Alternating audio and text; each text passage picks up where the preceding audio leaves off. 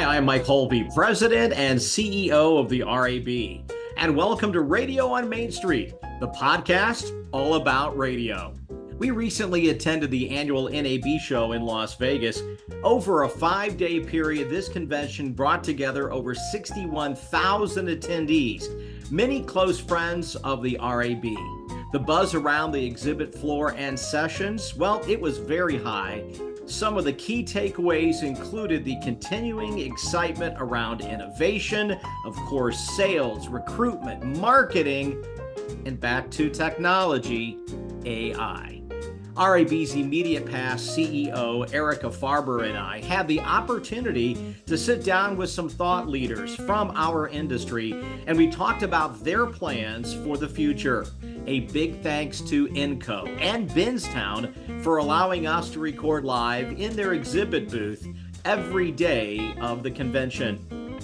In the 8th episode of the series, we hear the conversation that Erica had with Linley Grande, Vice President of Political Strategies at Gen Media Partners, who has been working in the rep firm business for nearly 30 years, advocating on behalf of local broadcasters with national and regional advertising agencies and clients. So, first of all, Linley, how did you get into the radio business? I went to Slippery Rock University in Pennsylvania, small college, and That's the real name? Slippery Rock University. Shout out to Slippery Rock. All right. I went to Slippery Rock University, moved back to Cleveland. Long story. Moved back to Cleveland, and it was in the early 90s. Really hard job market in the broadcasting industry. I was a communications major, wanted to be in radio. And that was at a time when radio stations were being acquired and bought, and there were a lot of consolidation. So there wasn't a lot of jobs in radio at the time. And I did my internship at a radio station in Cleveland. It was 107.9 The End, alternative radio station. It was the funnest job I ever had. Yep, unpaid internship, of course. And I worked so hard at that radio station, but there was no way they were going to hire me on. So I got out and had to have 2 jobs to, pay for my living expenses. And I looked in the newspaper. It was at a time when you still looked for jobs in the newspaper, and I found a job for a broadcasting sales firm, and it was for regional reps. Mm-hmm. Small market radio rep firm, and I had no idea what that was. And this company hired me on as a sales assistant, and that was in 1994. And I worked my way up from sales assistant to an account manager to a seller and to vice president of account services, where I managed the account manager team, right? And then I was a sales rep for regional reps, and then we were acquired by Gen Media in 2018. So here I am with Gen Media as VP on the political side of the company. Oh, we'll get to that in a minute. So a lot of our audience for this podcast are at specific local radio stations. And as I know that you know firsthand, I think there are some misperceptions of what national or regional reps do for local radio stations. Okay? Yeah, there is. So share with us what it means to be on the national sales side. It's a great question, and it's multifaceted, I think, because there's the misconception on the radio station side. I think there is the idea that the national sales side are people that just kind of steal business from them. We steal business from them, from the advertising agencies that would normally just call them directly. Right. And that couldn't be further from the truth. National salespeople work very hard and have conversations on multi-levels at advertising agencies about small market radio and the importance small market radio has in their communities, because a lot of these advertising agencies are in high rises and big markets, right? And these media buyers are younger, maybe they are They haven't lived in small markets. They live in metropolitan areas, and they don't understand the impact that a local radio station has to its community. Right. So it really is a conversation that we have all the time at advertising agencies every single day. So the radio stations sometimes don't understand that those are the conversations, because we're not talking to them every day. Sure. Yeah. And a follow-up to that is I'm in a local market, and I'm just I have a Walmart, and yet Walmart isn't including my market. Why can't you just get my market included? That's another great question. Walmart, because it is such a incredibly huge account, and I just use Walmart as an example of a national retail. It's a great example. Because this account is such a huge account, there's so many locations. This is an account that could utilize network radio in a much more effective or cost-effective way to reach more area, right? Instead of buying individual station markets. Right. That would be more expensive to do. Not only just buying the time, but also utilizing the time of the media buyers to do it. It is much more cost-effective to flip a switch for the network radio and, blast out onto a network, right, to hit all these areas. And so they're not necessarily concerned with a lot of the waste then, because it's so cheap. Right. And if I'm a radio station and I am not with a rep firm, what advice do you have for me? How do I get you to consider representing me at my station? Well, the beauty of that is regional reps, for example, worked with more radio stations in that category of non-representation stations. Right. And we were able to reach and be more effective to our advertising agencies, because they could reach out to us and say, we're looking at being in 100 different markets, right? And we've never heard of these markets before in our entire lives. And we were like, we know where those markets are. So we were able to reach out to these radio stations and not have a contract with them and negotiate these. So I don't even know if you would use this term. I would refer to that as almost an unwired regional network. Absolutely. Okay. Yeah, absolutely. And we did that all the time for so many different accounts. And the beauty of that, too, is at the time, there were other rep firms in this space that were competition to regional reps. So without a contract, those radio stations could take business from other rep firms. Right. Where if you have a contract, you only can take business from your contractual rep. So not having a contract, there was more radio stations on your shelf, right, to pull from. Right. And regional reps was really, really, really good at bringing business to those radio stations. So you're not only just doing transactional business, you are at the same time, hand in hand, also trying to create new budgets or deeper budgets at the same time. And that takes a long time. That on does the take a national long side. time. That really does take a long time. That takes a long time. And it's very complicated to have, and to get to the level at the advertising agency to have those conversations. Right. There's a lot of strata at the advertising agency to get to that point. Yeah. So, we hear a lot of comments on the local side about radio and audio. What are you hearing on the national side and the regional side from the clients and agencies that you work? How are they feeling about audio and radio today? I think the advertising agencies they like radio. They really like it. They like the fact that it's easy to buy. I think that it's on the client side, they see the sexiness of digital. All right, I'm going to interrupt you for a moment because you said they like that it's easy to buy. And that's interesting because that's not always the case.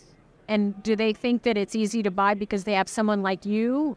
I see. Absolutely. Okay. Absolutely. Because if you can make one phone call to Linley Grande at Gen Media Partners, right, to cover 100 markets that you need to cover specifically and not have to buy the network and cover too much territory. I see. And really geo-target, if you will, these specific areas. Make one phone call to Linley Grande at Gen Media. What would you do instead of calling, 100 radio stations? So it really is making one phone call. Right. And having that research and recommendations based on good information of all these radio stations and costing right already presented to you. Now you're at the NAB. I know you're on a panel. I don't even know what day it was. And this is how confused I am. This is the first day and I've already messed up the schedule. But talk to us a little bit about the session that you're on here. Well, I am speaking on Tuesday, and I am talking about how advertising agencies and radio stations, or how radio stations can work with advertising agencies to put together plans to better brand I have it all written down, so this is pretty much my first speaking engagement. Oh, great! So I have it all written out, and so it's kind of a framework of how radio stations can better communicate with their advertising agencies. So that's pretty much it. Any tips you can share here? Because unfortunately, most of us will not be in your session. So some tips I think is. One thing is we are all strapped for time. Yes. And our advertising agencies are included in that. And our media buyers are so, you think you wear a lot of hats. Our media buyers and our advertising agencies are wearing a lot of hats. And sometimes we see when our radio stations submit to us, it is pages and pages and pages and pages of information on a presentation. It's like nobody has time to go through all that. Yes. So how can you make your 30-second commercial and pull all that information together to be able to relay information and in a provocative, not so much provocative way, but a very succinct way so that they can make decisions quickly and be able to sell upward your idea to their client. It's basically it. You've seen so many changes since you've started, and the rate of change is going so fast. What are the biggest changes you've seen on the national side? I've seen the changes that I've seen are in the advertising dollars have been so fragmented. There's so many different buckets where the advertising dollars need to go. It needs to go to radio, television still, right? Cable, OTT, outdoor, digital audio. It needs to go in so many different directions that the advertising dollars for radio has shrunk. But unfortunately, the data that comes out shows that AM/FM radio is still incredibly viable to reach the consumer. And somehow that information is not resonating at the advertising and marketing level. So if you could wave the wand, the magic wand, because you see the issue, what do you think we can be doing a better job of, or what should we be doing to help move that needle? Because there's a lot of money being wasted. And we're certainly not saying put all of your money into radio, but include radio in everything that you're doing. And, what can we do collectively at the agency level or at this senior level to help get that message through? I think that's a great question. I think that we need to push that data and really do a marketing campaign of our own, whether it be the NAB, the RAB, just the general industry, to the marketing advertising community, that the data, what it's showing, and that they need to make sure that that information is going to the people that are making decisions that decide where those media dollars go. That it's not. I get that digital is the sexy new toy, right? I get that. But if the data is telling you otherwise, why not make those decisions based on the data, right? I think that there needs to be a general push from the industry to industry. So it sounds like it's really an education issue that we have to stay focused on, right? Yeah. So you're very focused on political, and here we are. Every year seems to be a political year. Seems to be, right? It's becoming a category that's getting bigger and bigger. So what are you seeing this year in the political area? That's the question. That's the question that's being asked a lot at this conference, and every single day, radio stations are calling me, what's going on. The national business for political seems to be at least for radio, a little bit of a slow start. Well, and I would also just remind everyone that's listening or watching us, in a presidential year, radio has not historically had as strong political years as they do in a non-presidential year. Correct. So I think that could be part of it. Correct. However, there is more presidential money going into and focused on Spanish language than there ever has been over the past couple presidential elections like this, as well as African American formats. So those two are they're really courting those two demographics, and we're seeing a lot of that. And so presidential money in smaller markets, it seems to be a small portion, right? So there's not a lot of Spanish language in small markets. They're mostly in the metropolitan areas, as well as African Americans. Right. That's what you're seeing. And there's a lot of state and local elections. That's ahead, and even more down ballot. I'm seeing more school committee type of things, school board money. I saw this cycle where I've never seen a lot of that before. So there's a lot of activity down ballots, House districts, Senate districts, congressional districts. All that is going on, and that's going to be, I believe that's going to be robust moving forward. Yeah. Well, and I want to remind everyone at rab.com, if you have any questions about how political works, we have that political handbook available that gives all the details, because it's great information in there.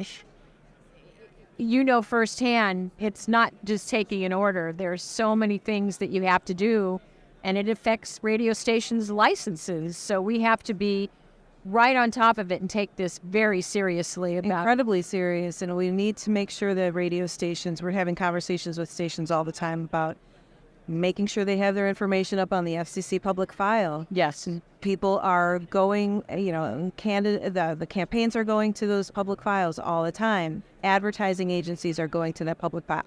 We are all going to that public file all the time. And if there's information that's missing, I'm calling radio stations saying, somebody's hearing an ad on your radio station and it's not up on your public file. Where is it? I don't have a license. Right? I don't have the license. You have the license. you need to protect yourself and make sure you're compliant. So we're having those conversations with stations all the time too. But you have some of the context that the stations don't have. So I know that they're depending on you this year. And I want them to. I'm their advocate. You know, I've been doing this for 30 years, and I dedicated my entire career to small market radio stations, independently owned radio stations. Right. And they're my favorite. I call them, they're my babies. Yeah. You know, I love them. I've been working with them for a long time. So I want to make sure that they're protected. And unfortunately, during COVID, we saw a lot of really small radio stations. This is how, really thin they're operating. Just close up shop, turn their lights off. And it was unfortunate that happened. But, it's our job to make sure that we're bringing as many advertising dollars to those guys as we possibly can. Right. We've talked about political a little bit. Are there any other business categories that you've seen growth in that we should be focusing in on? I've seen some growth in cellular. I've seen some growth in cable too. I've seen, those are like two of the ones that I've seen. I kind of straddle right now in my selling both retail and political. So, it's difficult for me to say which thing. Yeah, very. So I have a difficult time seeing the broader picture on both sides, on the retail side. QSR seems to, the quick, they call it, it's for restaurant, quick service restaurants. Right. They tend to be, Dairy Queen is spending a good amount right now. I've seen that come down. It's on here. What was it? Fells. Any particular categories that you've seen decreases in? I mean, we certainly know automotive has been a challenge. Yeah, they're starting to sell more. It's hard. Again, yeah, so automotive. Yeah, well, automotive used to be really, really, and that's even hard to say too. With everything that we read in the trades, they're saying all of this stuff is radio is up, and we're like, well, really? But it is mostly network. Yeah. That's the network spending that is up. Yeah. Because it's so cheap, they can blast it out. They can hit a lot of territory. That's where all that radio spending is happening, and they consider that radio. Right. And when radio stations hear that on the pipe is piped in, they're like, well, if you're piping in content, that's what you're gonna get, right? So how's business this year overall? Overall, I think it's a little soft. I think we're relying a lot on political this year, and I think a lot of the advertising agencies are kind of a little soft, maybe thinking that political is going to affect what they're doing. Right. But political's been a little soft, and mainly I think because the presidential candidates have already been established. So if it wasn't so, the presumptive nominee wasn't so known, the other candidates may have been able to duke it out a little bit more. Right. Right? But because it was so known and presumptive that there wasn't as much spending as we thought there would be during the primaries. And then everybody's kind of started bowing out. And when there's so much national attention and news focused on the election and the two candidates, what advertising are you? That's free advertising, right? Right.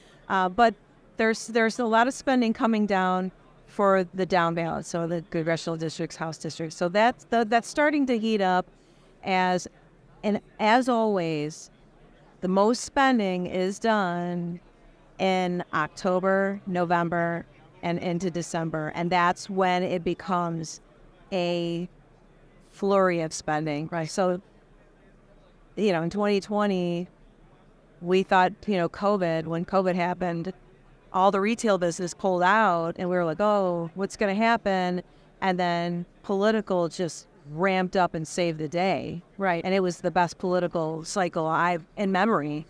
You know, it's interesting when you think about budgeting. I know there are many stations that say, well, we have to pull political out when we're doing, but now that political is a real category, I'm wondering, do we keep the political in? Or I guess it also is going to depend on what state you're in. It absolutely depends on what state you are in. If you're in a battleground state, then you can probably keep it as a line item. Yeah. You can't rely on it enough off times, but you have to make sure you are keeping an eye on when your elections are, when you have a gubernatorial race, because sometimes those can be on off years. So planning. Not everything is in a presidential year, right? Planning is really critical. Absolutely. That's a great You point. have to know when your elections are, who is up for election too. Great website, Ballotpedia, is a great website to use to make sure that you're on top of all of that. Great advice. And you can go to campaignrates.com to look for the primaries in your state, and that's one of our websites to look when the primaries are in your state. So let's keep up there. Now With so many changes going on, not just in our business, but in everyone's life. In your opinion, what should we be doing as an industry to make sure that we continue to be relevant in the future? Do you have any thoughts about that? Wow. That is a really good question, and a philosophical one at that. I know it's a big question, but Yeah. sort of thinking forward, are there things that stand out to you that we should be focused on? I think that it's a great question. I think that we need to adapt. We need to adapt. We need to move with the times and use technology alongside what we already know to be effective and true, and stay true to who we are. Right. I think our listeners really do trust what comes from the radio. I think that there still very much is a connection to the radio, the personalities. There is still very much a trust there that there isn't with other media. And I think that we need to keep that and really hold that, and be able to utilize the other technologies that are coming out and around us to stay relevant. The TikToks, the social media, and I think we're really. I've seen a lot of radio stations integrate those things. Yes, they're really embracing it. They're embracing it, and the ones that don't are really falling behind. So we have two ongoing campaigns that we talk about, but if you could just finish the sentence, radio matters because it works. Radio matters because it is tried, it's true. Radio matters because it is a companion to everybody's everyday life. Radio matters because it works. And radio works because? Radio works because the same reasons. Same reasons. It's a part of our everyday lives. It matters because the folks that are on that are companions to begin the day with a friendly voice, a companion unobtrusive, plays that song that's so elusive. Right? Mm-hmm. It's a companion in our car. It's a companion to us every single day that, it's in our minds while we're driving in our car, and it's playing songs that remind us of our childhood, or it brings back memories to us, and radio's amazing. Well, thank you so much for stopping by and spending some time with us. Thanks for having me. I appreciate it. This was fun. Yeah. Thanks for having me. Thank you. In this wide-ranging discussion, listeners were able to better understand the local rep firm model, as well as hear what's happening at the agency level and how the continuation of fragmented ad dollars is affecting the business. And since we're in the middle of a political year, it's important to take Linley's advice to heart, and that is to stay ahead of political.